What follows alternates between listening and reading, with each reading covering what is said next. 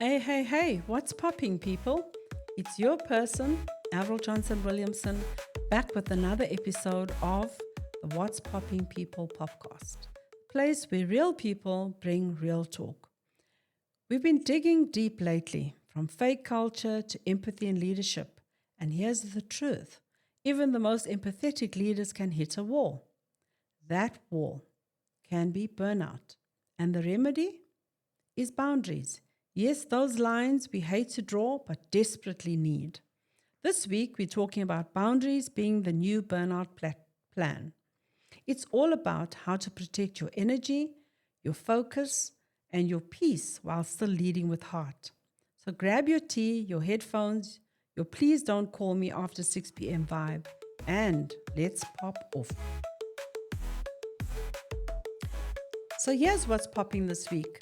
Burnout isn't trending. It's not in a cute, let's post about mental health way. I mean the real deal. People showing up exhausted, overworked, emotionally drained. And let's be honest, the culture of always on didn't start yesterday. It's been decades of hustle, deadlines, endless Zooms, and the myth that if you care, you must overwork. But here's the kicker: boundaries aren't weakness, they aren't laziness, they aren't a sign that you don't care. Boundaries instead are self respect in action.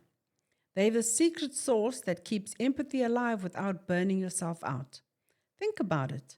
If you don't protect your energy, you'll give less to everyone, even the people you care about the most. So let's talk about why boundaries are not optional and that they are essential.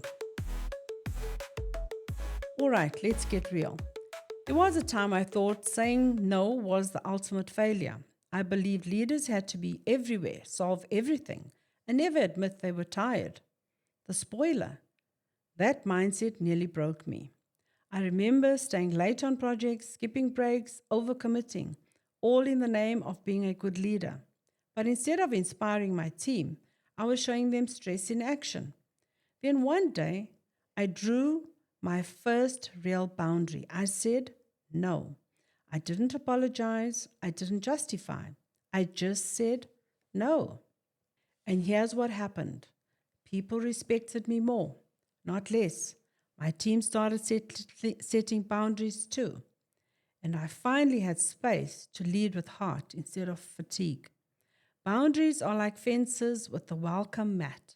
They tell people, I value my energy and I value you too. Some practical ways to start.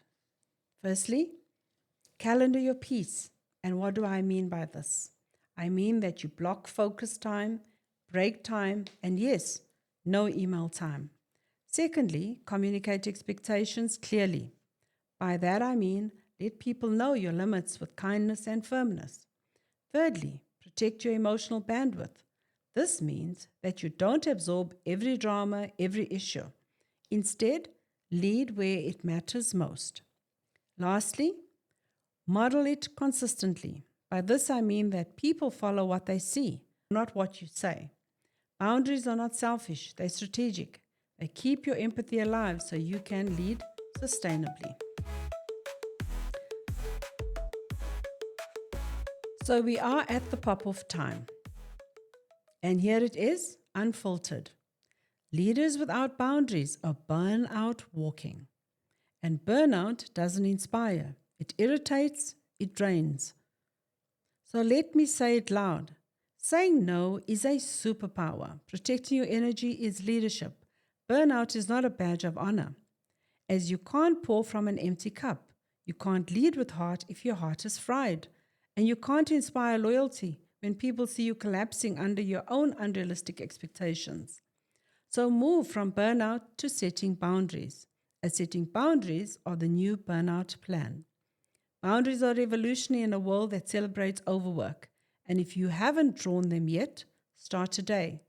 Your team, your family, and your sanity will thank you. Phew, we went in there, people. So here's your pop-up challenge for the week. Identify one boundary you've been avoiding at work, at home, online, and draw it. Communicate it clearly, stick to it, and watch what happens. because boundaries aren't walls, they're bridges to sustainability, empathy, and respect.